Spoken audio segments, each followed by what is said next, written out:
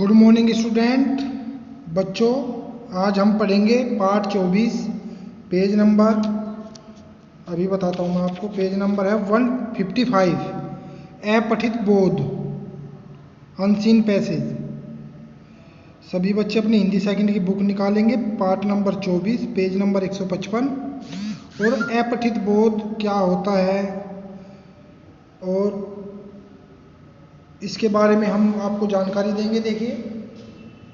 देखिए, अपठित वह अंश है जो पहले पढ़ाने गया हो। अपठित क्या होता है? अपठित वह अंश है जो पहले पढ़ाने गया हो।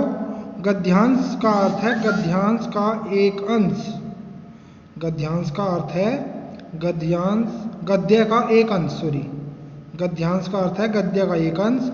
किसी लेख, कहानी, निबंध या कविता का वह अंश जो छात्रों ने अपने पाठ्यक्रम में न पढ़ा हो, अपठित कहलाता है।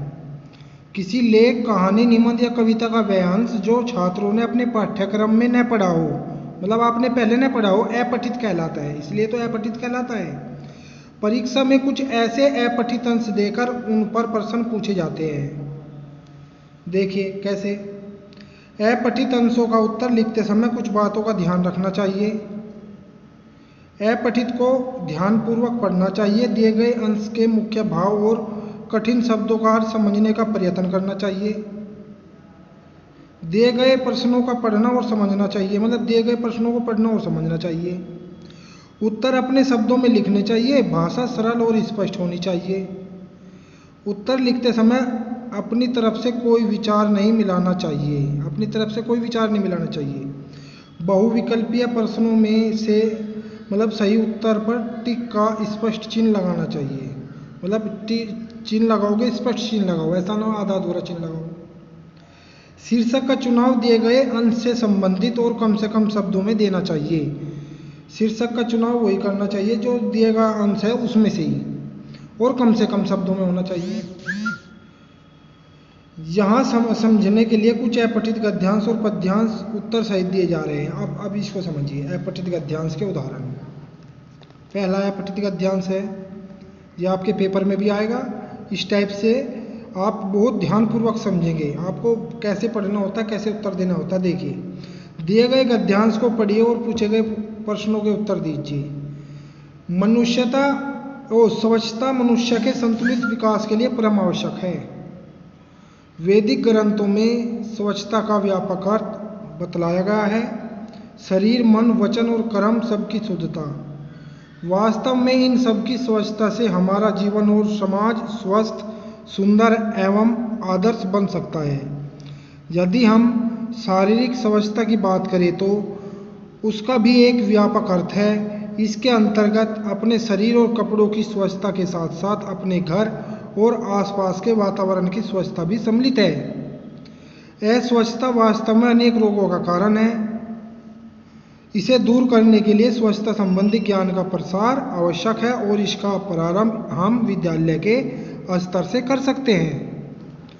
अब इसके प्रश्न बनते हैं कैसे, किस तरह के प्रश्न आएंगे। प्रश्न, सही विकल्प पर सही का चिन्ह लगाइए। स्वच्छता की आवश्यकता क्यों है? भाई इसमें बताया गया था संतुलित स्वच्छता मनुष्य के संतुलित विकास के लिए परम आवश्यक है। संतुलित विकास के लिए, ये रहा संतुलित विकास के लिए आपको इसमें से प्रश्न निकालने पड़ेंगे। अगला प्रश्न देखिए, ये देखिए, विद्यालय से हम किस चीज का प्रारंभ कर सकते हैं? उसमें बता रहा था स्वच्छता संबंधी ज्ञान के प्रसार का। ये आपका ये सही हो जाएगा। इसके उत्तर भी दिए गए हैं नीचे, आप अपनी बुक निकालोगे देखेंगे। वैदिक ग्रंथों में स्वच्छता का क्या अर्थ बताया गया है, आप उसमें से छांटे ना आए तो यहाँ से देखिए। वैदिक ग्रंथों में स्वच्छता का अर्थ है शरीर, मन, वचन और कर्म सबकी शुद्धता। अगला प्रश्न देखिए, हमारा जीवन और समाज सुंदर, स्वस्थ और आदर्श कब बन सकता है?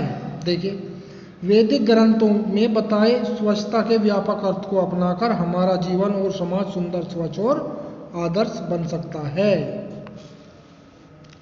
देखिए, अस्वच्छता से क्या हानि है? भाई अस्वस्थ से सबसे बड़ी हानि रोगों का फैलना है, बता था इसमें, रोगों का फैलना है। गद्यांश में ता और इक प्रत्यय से बने एक एक शब्द चुनकर लिखिए। भाई ता से स्वच्छता, इक से शारीरिक लिख देंगे। इस प्रकार के प्रश्न पूछे जाते हैं, तो आप किसी भी प्रकार से कहीं से भी कोई गद्यांश आए, आपको बहुत ही साफ और स्वच्छ तरीके से अच्छी तरह से प्रश्न उत्तर वो करने हैं। अब अगला देखिए, राष्ट्रीय एकता एक प्रबल शक्ति है। यह वीरता और बलिदान के कार्य को बढ़ावा देती है और जनता से आत्मविश्वास उत्पन्न करती है। यह देशवासियों को उन्नति के पथ पर आगे बढ़ने की प्रेरणा देती है। राष्ट्रीय एकता जनता को व्यक्ति और समाज दोनों रूपों में प्रोत्साहन और प्रेरणा देती है। जब महात्मा गांधी ने असहयोग आंदोलन आरंभ किया तो समूचा राष्ट्र एक भावना के से उसके साथ हो लिया। एकता और संगठन की भावना का प्रचार करने के लिए उन्होंने नगरीय और ग्रामीण क्षेत्रों में अनेक रचनात्मक कार्यक्रम प्रारंभ किए। संसार के सभी देशों के लोगों ने राष्ट्रीय एकता की भावना से प्रेरित होकर अपूर्व उन्नति की है और इस प्रकार की राष्ट्रीय एकता की भावना को एक सुनियोजित शिक्षा प्रणाली और सामाजिक कार्यकर्ताओं के प्रयास से भी और भी सुदृढ़ किया जा सकता है। ये आपने कम से कम 2 बार पढ़ेंगे, 2-3 बार पढ़ेंगे, जब जाके इसके प्रश्न उत्तर हमारे समझ में आएंगे। अब प्रश्न बनते हैं जो इस पे, ये देखिए, सही विकल्प पर सही का चिन्ह लगाइए। महात्मा गांधी के असहयोग आंदोलन के साथ कौन हो लिए, मतलब इसमें बताया है महात्मा गांधी के असहयोग आंदोलन के साथ कौन हो लिए, तो इसमें कौन है, समूचा राष्ट्र। ये देखिए, राष्ट्रीय एकता कैसे प्राप्त की जा सकती है, वो है सुनियोजित शिक्षा प्रणाली से। राष्ट्रीय एकता सुनियोजित शिक्षा प्रणाली से प्राप्त की जा सकती है। अगला प्रश्न देखिए,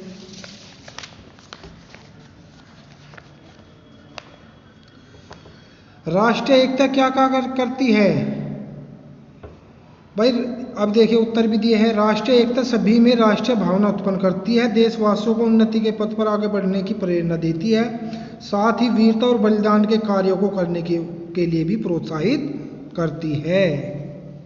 गए देखिए, महात्मा गांधी ने संगठन की भावना को जागृत करने के लिए क्या क्या किया।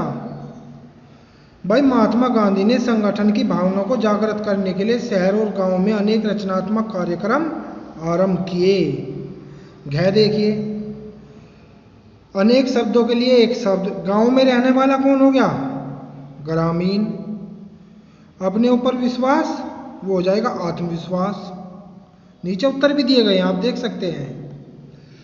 उत प्लस नति उन्नति, पर प्लस उत्साहन प्रोत्साहन। तीसरा देखिए, दिए गए उपसर्गों का सही का प्रयोग करके एक एक शब्द बनाइए। पर से परबल होगा, परहार होगा, प्रयोग होगा, मतलब कुछ भी बना सकते हैं। ऐसे असहयोग लिख सकते हैं इसमें। तो ये आपके अपठित गद्यांश है, मतलब एक अपठित गद्यांश आपके पेपर में भी आएगा। आप बहुत अच्छी तरह से इसकी तैयारी करेंगे, और आपको कोई भी दिक्कत होती है आप मुझसे कभी भी फ़ोन कर सकते हैं, व्हाट्सअप कर सकते हैं, ठीक है, बहुत अच्छी तरह। और जो अपठित गद्यांश है, अब देखिए आपका जो होमवर्क है, अपठित गद्यांश, आप अपठित गद्यांश करोगे, ये तो आपको याद ही करने हैं, या यहाँ से लिखना है आपको, अपनी कॉपी में लिखेंगे अपठित गद्यांश क्या होता है। अपठित गद्यांश लिखते समय कुछ बातों का ध्यान रखना चाहिए, वो लिखेंगे। पाठ 24 डालेंगे अपने हिंदी सेकेंडरी कॉपी में, और फिर जो पहला है अपठित गद्यांश अपनी कॉपी में करेंगे। पहला अपठित बोध सभी बच्चे अपनी कॉपी में करेंगे, सारा अच्छी तरह करेंगे, और उसके उत्तर भी लिखेंगे, और दूसरा भी करेंगे। ये दोनों अपठित बोध है, ये अपनी फेयर कॉपी में करेंगे। कल संडे है, तो आप बहुत ही अच्छी तरह ध्यानपूर्वक इनको करें, और आपको कोई प्रॉब्लम होती है आप मुझसे कॉल कर सकते हैं, पूछ सकते हैं। धन्यवाद।